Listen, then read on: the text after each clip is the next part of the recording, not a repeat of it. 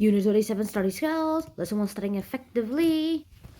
Now in class time, you will have to start taking notes effectively, and if you don't, you might lose a lot of work, and also you might do really badly on a lot of tests. Usually I use the Cornell note-taking system, but then again, there are some other places to do it. And also you need to recognize some words so that you'll be able to geek very, very good words and become a geek.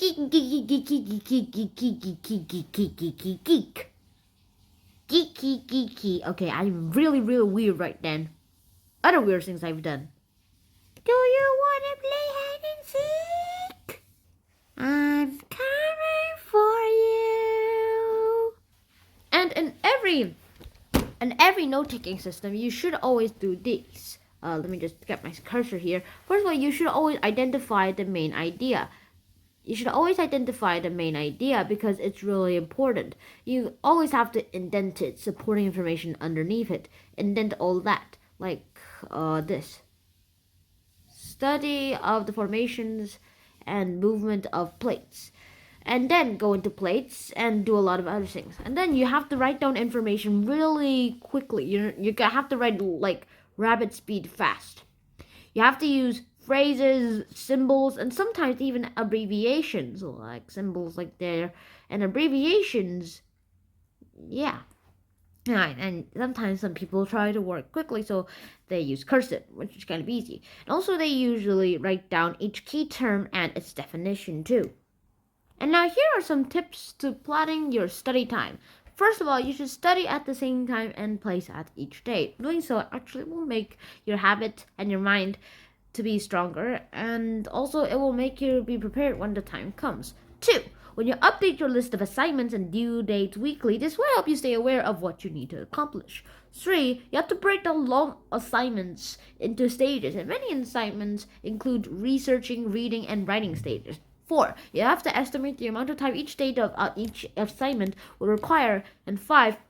You can't plan to study one subject for too long. Many students find that changing subjects every 30 to 45 minutes actually keeps their mind fresh, which is a good thing. And okay, tips for studying. Here you go. 1. You have to set objectives for each study session. You have to identify what you want to read, write, or learn, and helps you focus in your efforts. 2. You have to take notes while you're reading. The act of writing down information actually helps you remember. And 3. You usually have to create tables, charts, or diagrams. And seeing information in a different form can help you understand and remember it better. We'll learn about the different tables, charts, or diagrams in the next episode of our take resources and skills part of the writer's choice from Glencoe. 4. You have to begin your study session with the hardest assignment. This way you can tackle the toughest work when you are the freshest. And 5. You have to summarize what you've learned at the end of each study session. See like lesson 1.2 in the composition from pages. Yeah, I think if you have the textbook yourself, you'll probably know what you're talking about.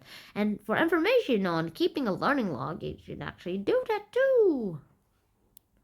And here's an effective way for learning and remembering written information is known as the SQ3R. There is an S, a Q, R, the triple R, and the name comes from the steps in the process, which is survey, question, read, record, review.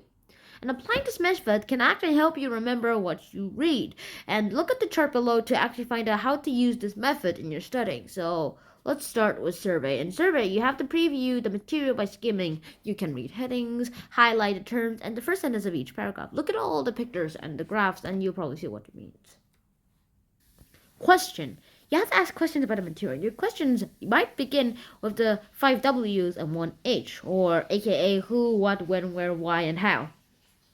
Then try reading the section and read the section really carefully and then identify the main idea of each section. You can take notes and add your questions to your list.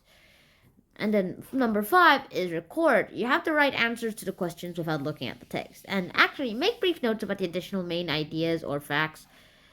And number 6, it's a review. You have to check your answers in the text and to continue studying the test until you can answer all of them all, and then and then keep doing this the next day, right before the test, and hours before the test, unless it's the first thing in the morning. And yeah, that's about it.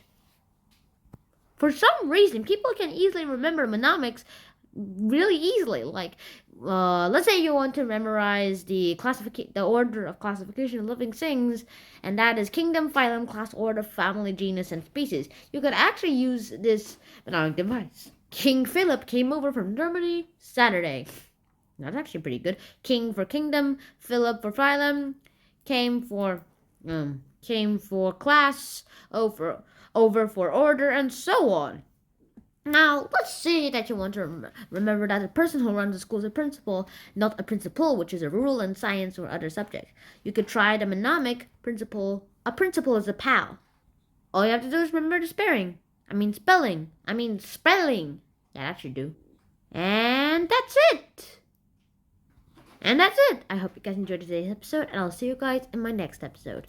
Schnan out. Peace.